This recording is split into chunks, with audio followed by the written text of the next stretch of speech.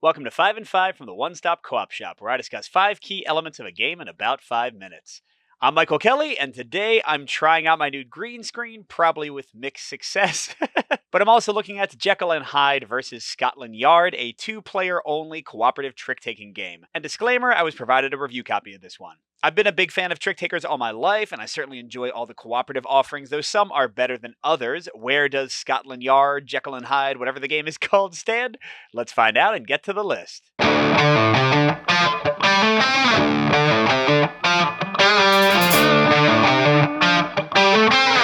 So for my number 5 point, I'm talking about the chapter cards and the narrative contained within. And for me, this is a bit of a mix. So the game is split into 10 chapters, each one telling a bit of a version of the story of Jekyll and Hyde. But yeah, they're just kind of, ho-hum. It's interesting if you don't know anything about Jekyll and Hyde, I guess. But the chapters themselves are pretty cool. The first 4 are basically just tutorial, and then you get into like the full game with 5 on. But each one adds in a cool wrinkle, either increasingly complex rules and challenges, or even entirely different ways to play. So I like that. It does remind me of the good variety in play of something like The Crew.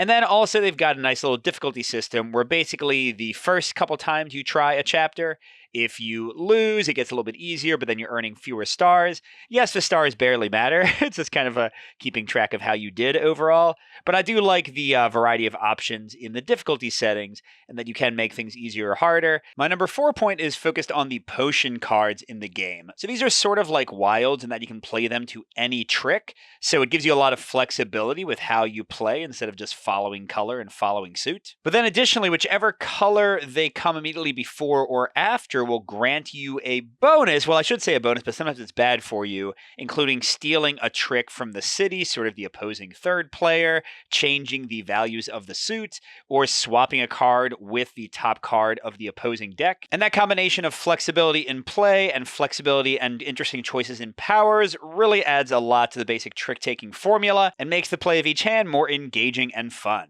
My next point, number 3, is focused on the suit rankings in the game, and this is pretty unique. I've never seen this in a trick taker personally. How it works is the first time a color is revealed, it becomes the lowest rank color, and then when you get the next one, it kind of finishes off the rankings. And for the rest of the hand, black is going to beat any blue in this case, and red will beat anything. So it's almost like different levels of trump, and it can really drastically change the entire feel of a hand. And sometimes you want the opposing player to have a bunch of the highest suits, sometimes you want them to have the lowest suit. Like I already mentioned with the potions, you can change up the suit rankings entirely.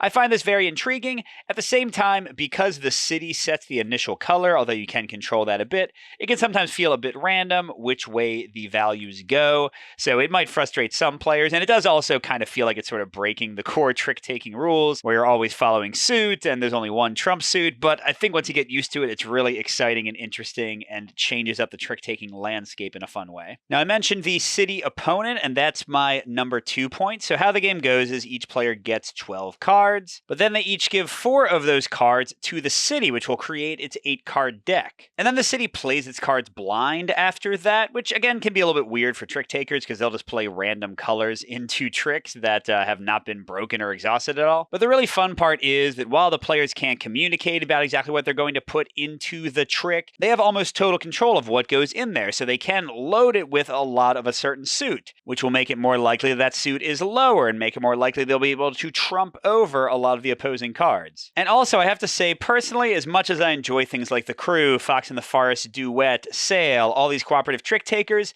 none of them have an opposing player you're trying to fight for tricks against, and that's something I love in all the trick takers I played as a kid and teenager. And that gets right into my favorite thing about the game, a full pro for my taste, and those are the competing objectives during the card play. Because a lot like Sail that I covered recently, you are trying to stay ahead of something negative, in this case Scotland Yard trying to track you down. And how it generally works is at the end of each round, you see how many tricks each of the players took, and whoever took fewer, that's how many spaces you move. So like if you each take 2, then you'll move your pawn 2 spaces. But every 1, 2, and 3 that ends up in either of your tricks is going to move the Scotland Yard pawn. So you want to win a lot of tricks, but you don't want to win a lot of tricks, because if you win too many, you're going to have Scotland Yard accelerate too quickly towards you. And you want to move as fast as possible, but if you get too far, then any extra movement you would gain will instead also move move Scotland Yard. So you're trying to give certain cards of a city, but not give too many, set them up to win sometimes, set them up to lose sometimes, lose in the right ways, use your potions in the correct way.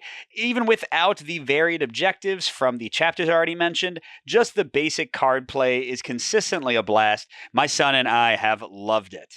So overall, if you can't tell, I think this is a fabulous new entry in the two-player trick-taking realm.